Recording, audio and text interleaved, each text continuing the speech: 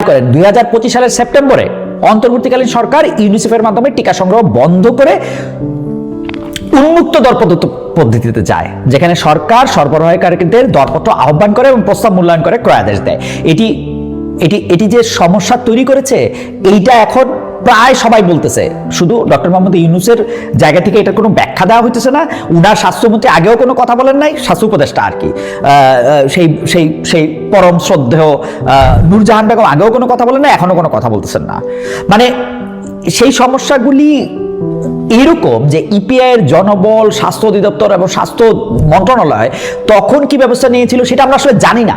আসেন সেটা মানে আমাদের সামনে প্রকাশিত হোক, আমরা সেটা মানে খতিয়ে দেখি যে এটার মধ্যে কি ছিল।